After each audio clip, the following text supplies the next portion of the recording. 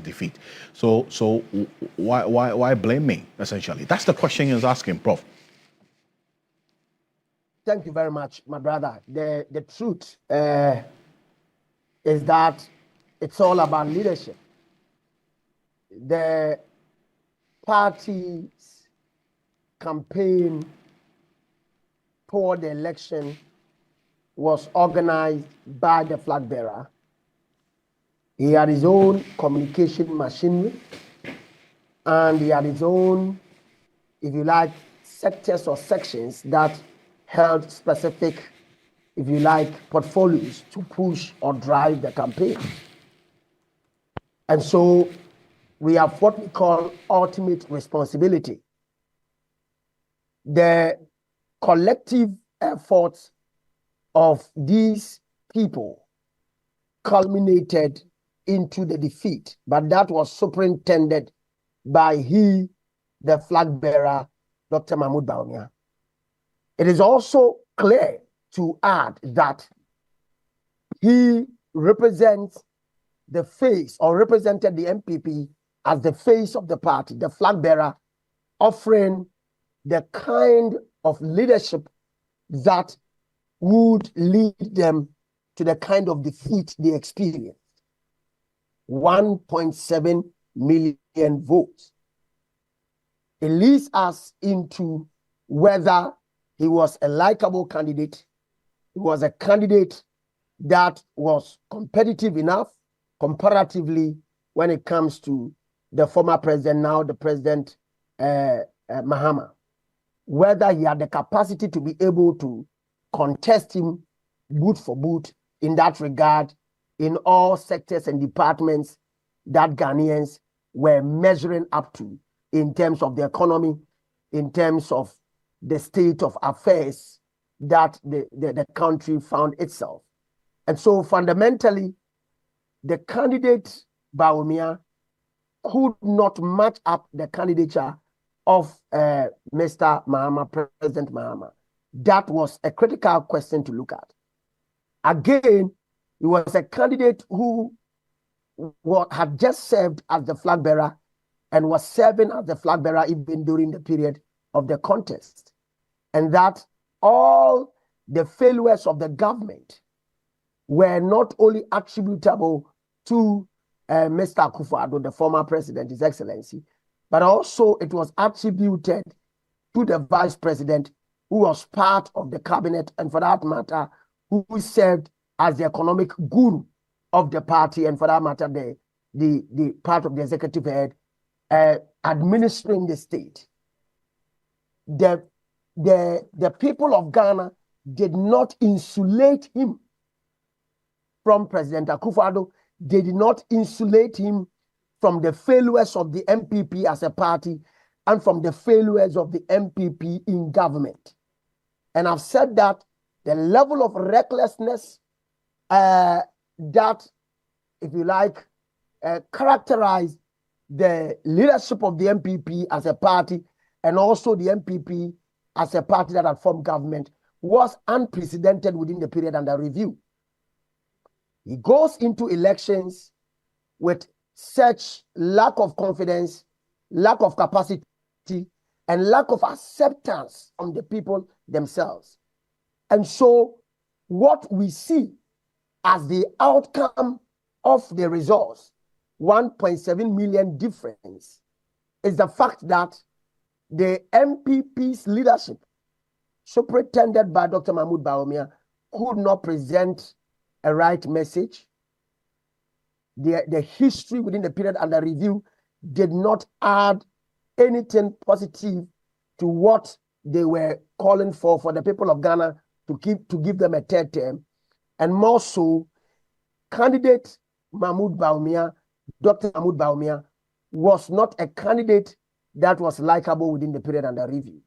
The question is that, are the people of this country going to overlook the ills that are tied to him in terms of the kind of governance he and Mr. Akufo-Addo offered to Ghana? Are Ghanaians going to overlook that when he's giving the nod as the flag bearer of the MPP the second term? again, how is he going to be able to show up his performance to be able to get 1.7 million votes and cross to be able to win the elections?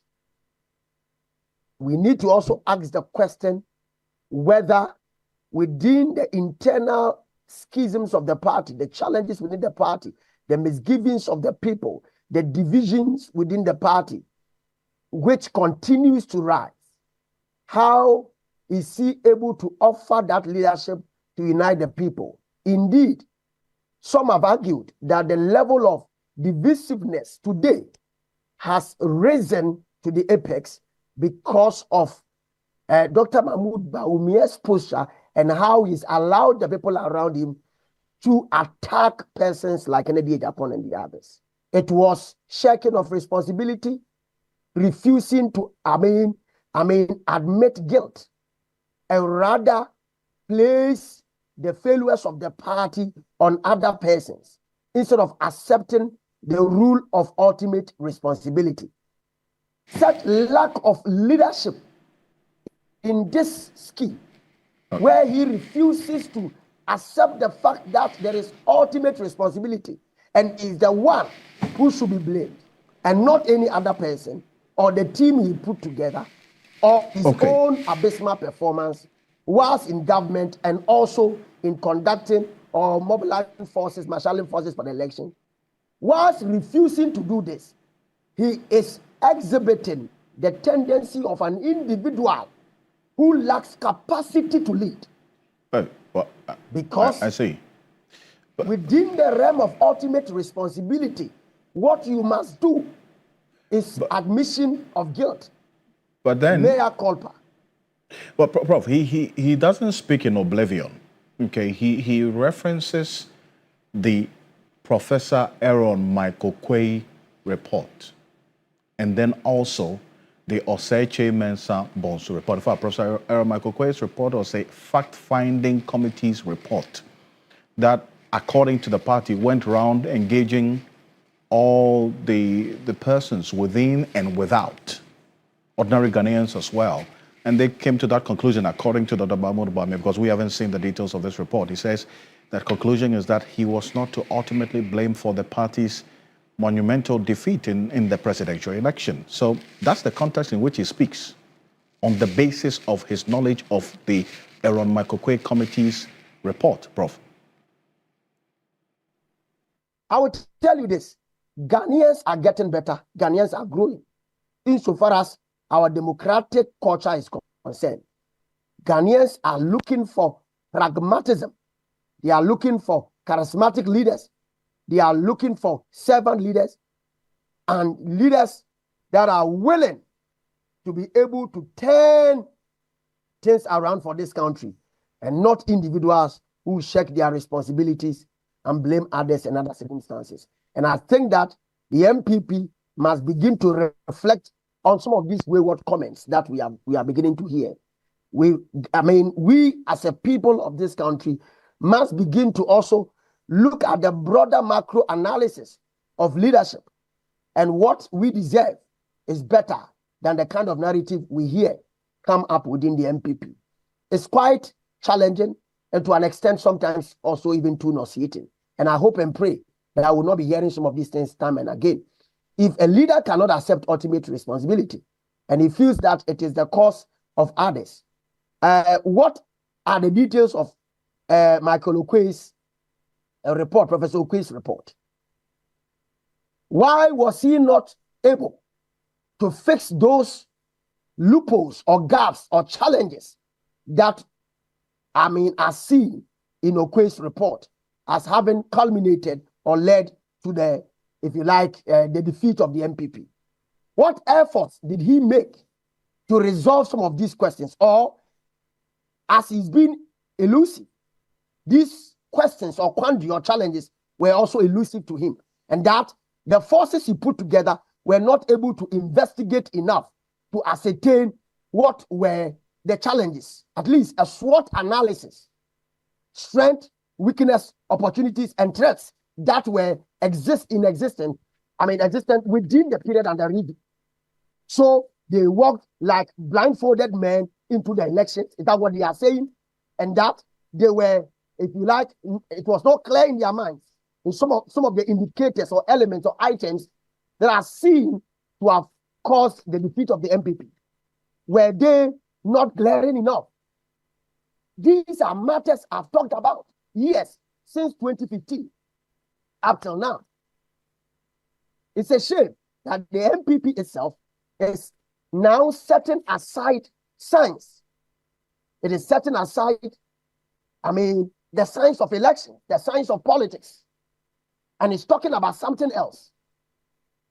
The truth of the matter is that what efforts did he put in place to properly engineer a process, fashion out a strategy that would have dealt with these gaps? Because they ought to have done a SWOT analysis in the first instance. And if that was not done, I see.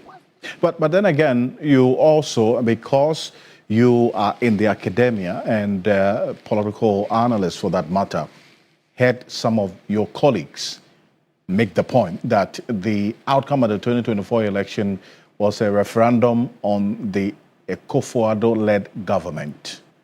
Obviously, we thought was part of, but the face of that government was Nana Addo Dankwa Akufo-Addo, and it was a referendum on his leadership and governance. How about that? I have said over time that His Excellency, the former President, Mr. Akufo-Addo, was not able to please the Ghanaian populace.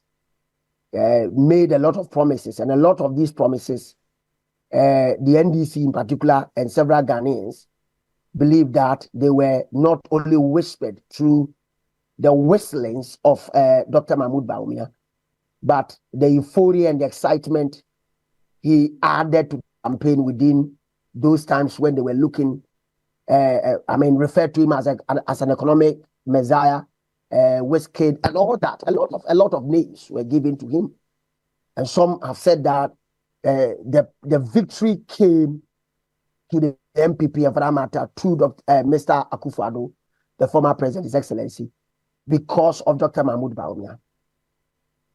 They believed that he had a certain magic wand to be able to, through a certain abracadabra movement, turn the fortunes of Ghana around. And that was going to, they were going to hit the bull's eye through the technical efforts or know-how of Dr. Mahmoud Bawumia. Over time, it said that this gentleman, Dr. Mahmoud Bawumia, the gentleman in question, the former vice president, was pushed to the periphery because it was a friends and family government that was set in place by Mr. Akufo-Addo, which sought to, if you like, repudiate or denounce or reject Dr. Mahmoud Bawumia and any other kind of leadership he sought to offer.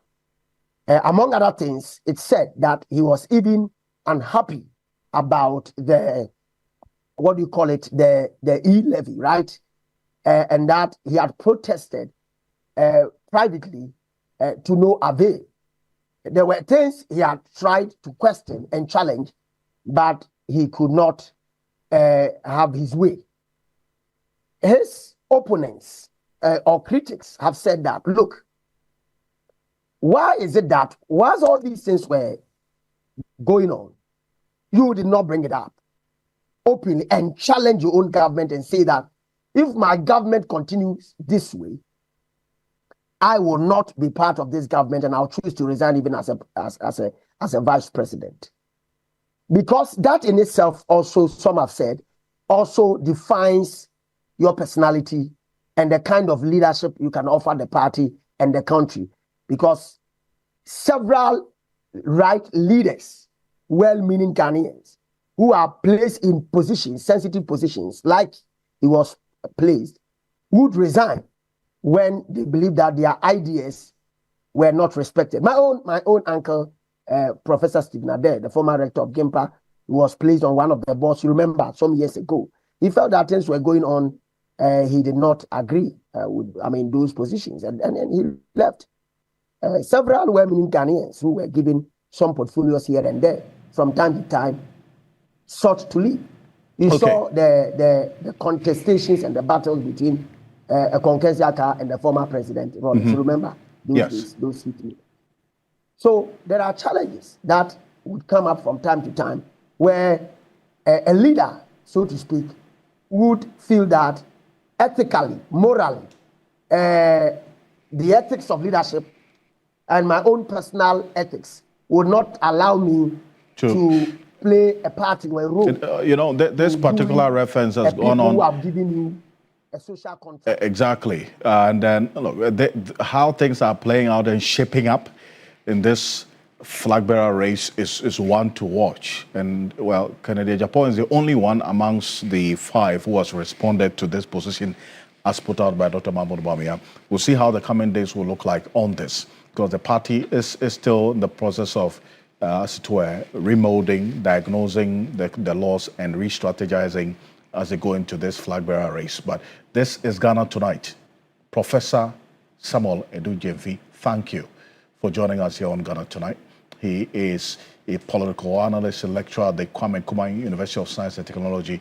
Thank you for joining us here on Ghana Tonight. But coming up next, we go straight back to a number of things that the president said yesterday during that engagement with the media. And labor unions, and that's coming up next, they've pushed back the single spine pay policy under the fire for shortchanging public workers.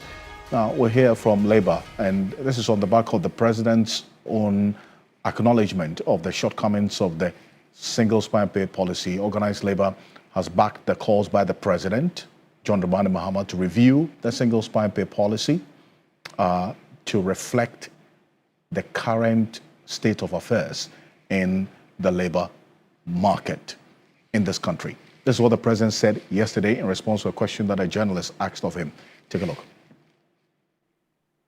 With regards to remuneration, I would say that it's not only journalists in the state-owned media who are dissatisfied with their salaries. Public service salaries are not living wages. I agree with the TUC that we must work towards a living wage. All of us are dissatisfied with the salary we get as public servants. The private sector offers better remuneration, but that's why we have to work together to grow the national cake so that we can pay ourselves better. And that is why there's agitation for cancellation of Article 71 in the Constitution, because we all must feel the pinch so that we can grow things together. But when you cushion a certain constitutional class and they have more cushy remuneration than the other people, then it creates a kind of discrimination between public service. And so our advocacy has been for an independent emoluments commission that would deal with the salaries and wages of all persons in the public sector so that we grow those wages together. In our first incarnation under Professor Mills, we established a single spine salary structure. And that salary structure was supposed to uniform out wages in the public sector so that the disparity will not be too wide. So if you are a secretary in GBC compared to a secretary in, say, Bank of Ghana, there will not be that very wide disparity. Unfortunately, the single spine atonsium, because of the inability to maintain the discipline in public sector wages. Over the last 8 years, the group that is able to strike the most gets more addition to their wages than those that don't go on strike. And so Game is a labor expert, is joining us right now on the telephone. Mr. Game, good evening. Thank you for joining us on Ghana Tonight. Right. Hello. Yeah, good evening, Alfred. Thank you. Thank you so much for your time. Now, you hear the president, he has a clear understanding of the problem with the single spine pay policy in its current form. They're talking about a review to better reflect the current state of affairs. Which areas should be of notice and focus for the way forward? Thank you once again. I think that main ingredient in the statement made by the president yesterday is about growing the economy together so that we can now be in a position to have a better distribution curve. I think the salary administration in this country has been very poor. Indeed, the private sector is no exception. They have a similar problem, not because the pay is not enough, but because the system we have adopted is unproductive. And so I agree with him, except that we must respond positively to what the labor law says, and what the economic condition of the country, the circumstance we find ourselves in, will have to inform how this salary administration will be run.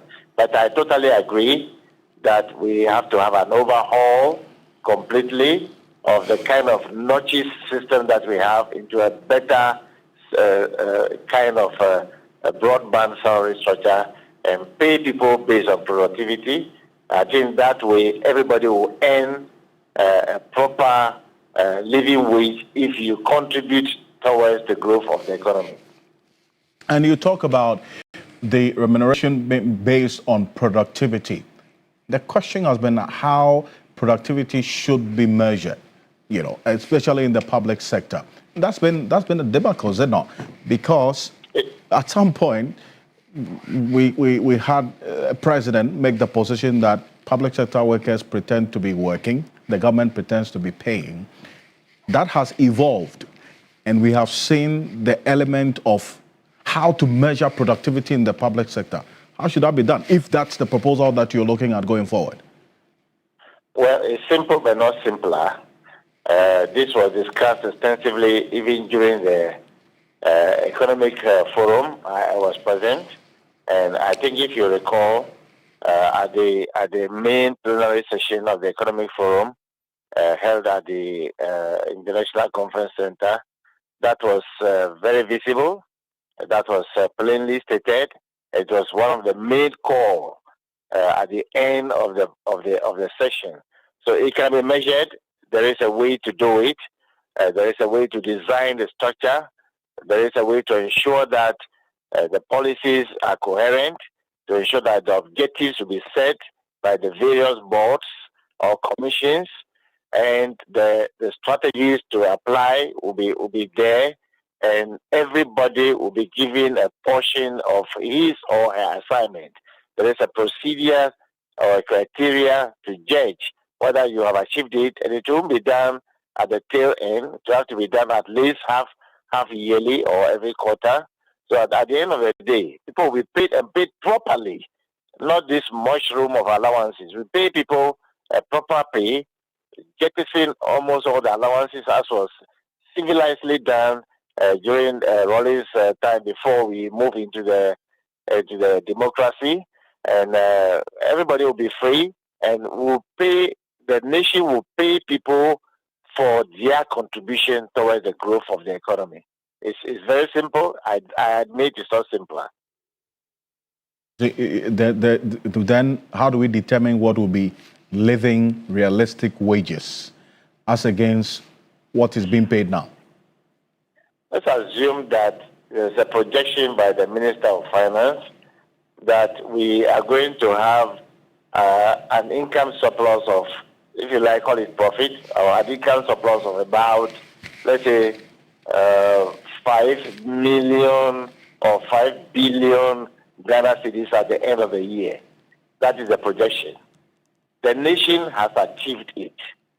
Inherent in that projection will be a scenario, because we will have a broadband salary structure. It will be attractive and more of a living wage, so that people can be paid if you contribute your quota, the allotment given to you during the time of KPI, or if you like target setting. If you achieve it, it will be that there will be a criteria. We will not be, as a nation, be looking at personalities who may have issues with one another to be the one using their own judgment. There will be a criteria that will be issued out and it will be followed religiously and clinically.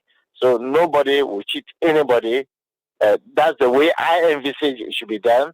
Any other way, well, we'll be running in circles, and there'll be no Muhammad to come and talk about it again. I think this is the time we have to do it and do it well. So much for joining us. Austin Gama is a labor expert. This is Ghana Tonight.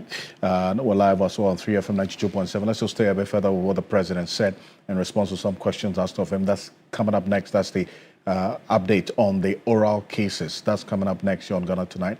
The president, John Dramani Mahama, yesterday gave updates on the cases that have been investigated so far by the Attorney General regarding the Operation Recover All Loot as oral preparatory team's report that was submitted to him, which he also forwarded to the Attorney General, and a number of cases now being prosecuted.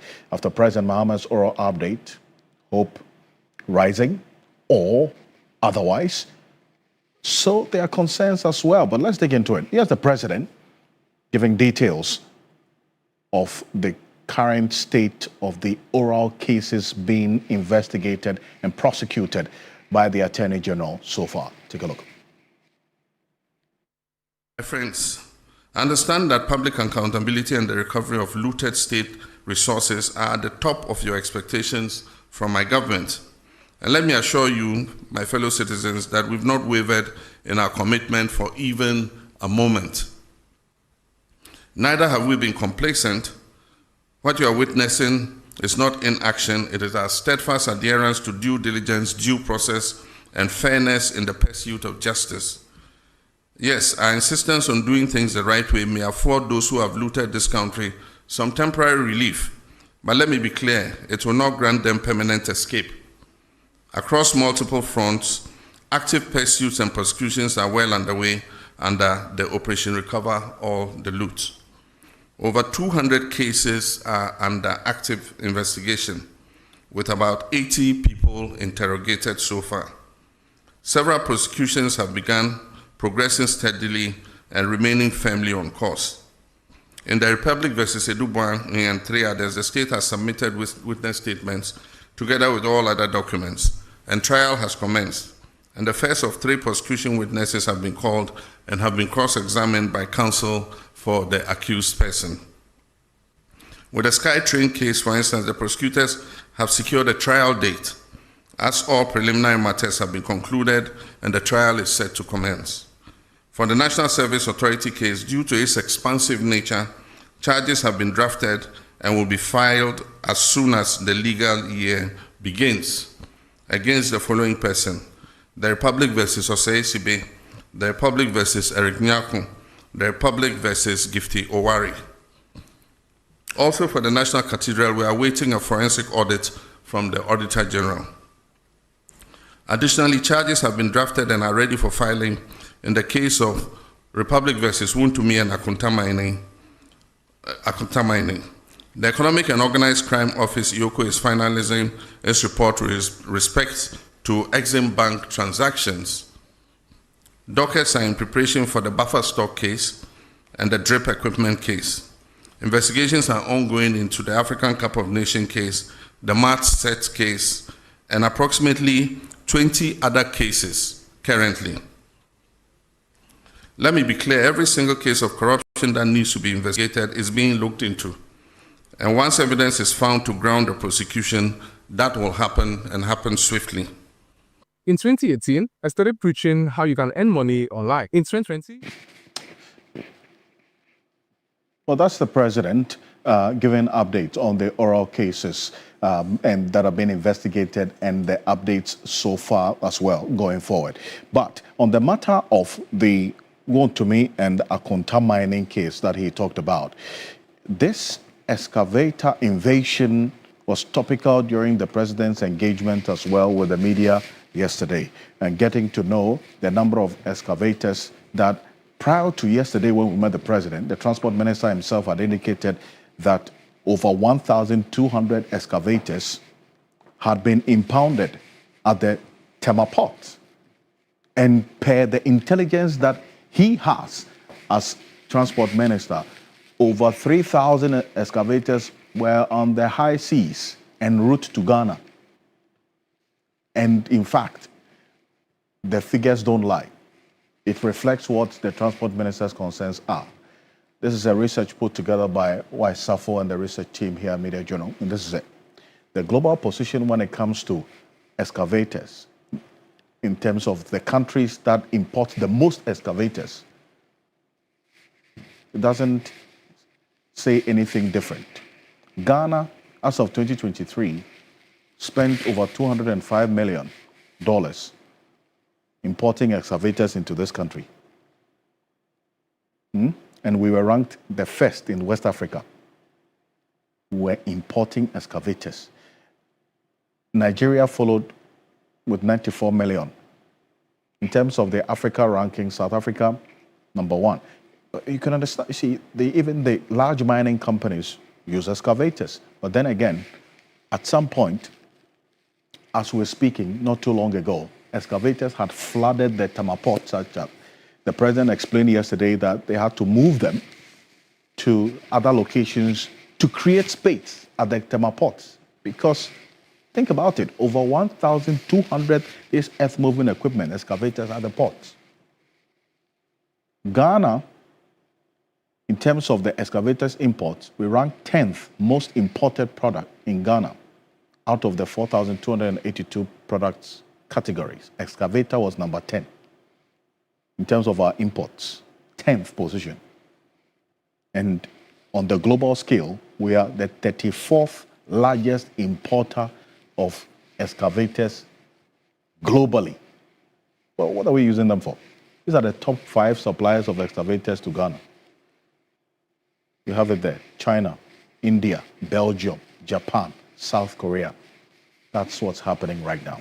We're going to go for a quick break. When we're back, get into a bit more and reactions to some of the updates that the president gave to the oral cases. Stay with us.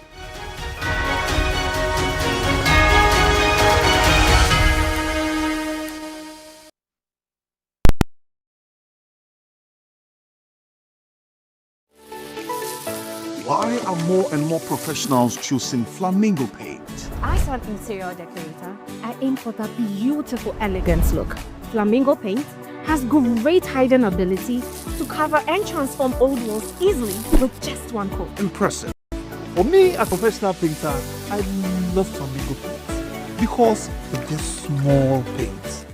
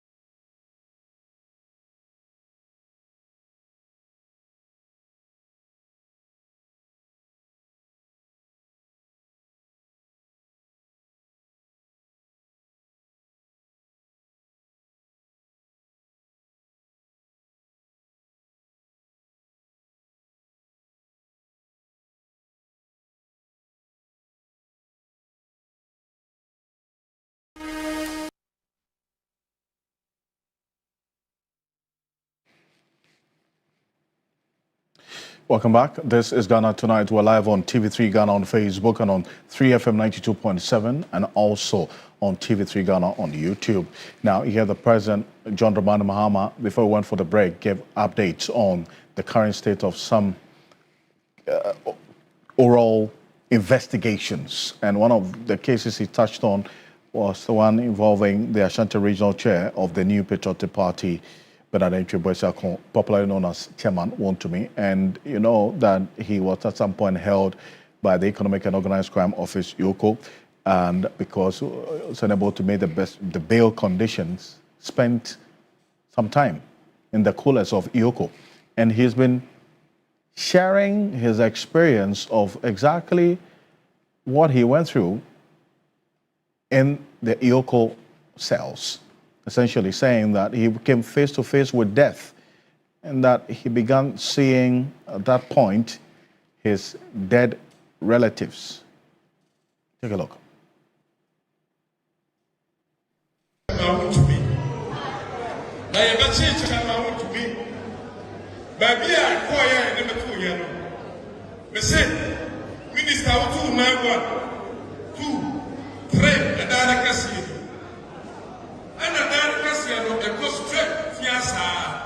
Not the same thing I was shame baby. Chama to me the dark. I nearly died. We see I'm in quarter me. Now we are so I'm telling you, we are so who knew and me more push your form or not for what shall see some that's as a walk. Let me lose some young me move something who will be a Macapapon. And no Sunday, yes, to Christo, the true baby at Tina, or Tia Mukasa, Ali Sabatani, Maja no apartment, and Ubi, and a Chama to Mrs. So, Miss Tiamu, I can't say Ghana for Musorio, Ghana for Musorio, Ghana for Musorio, Ghana for Musorio, and the tea and the MC. Well, that's Chamawon to me there, but as we got some information in the past few days gone by, the Attorney General as well, when the legal vacation is over, Dennis Mabarewodam indicated earlier in the week, these cases, some of them would also resume the hearings in the court of law. It's one that we're keeping close eyes on and how things unfold. I want to say thank you so much for staying with us here on Ghana Tonight. On behalf of the rest of the team, we do appreciate your company. I am Alfred Ocansey. Have a good night. Ghana Tonight is brought to you by Flamingo Paint. Superior durability, superior hiding, superior coverage, simply superior. Sasso insecticide spray and coil.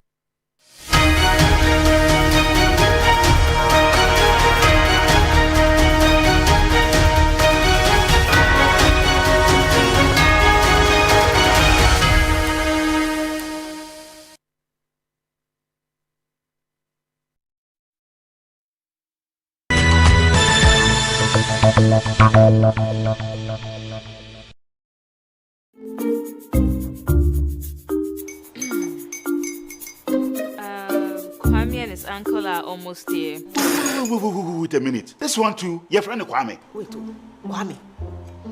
As in the same Kwame again? Yes, Mommy. The second coming. Into all this tension just to reintroduce that broke boy from Kaswa.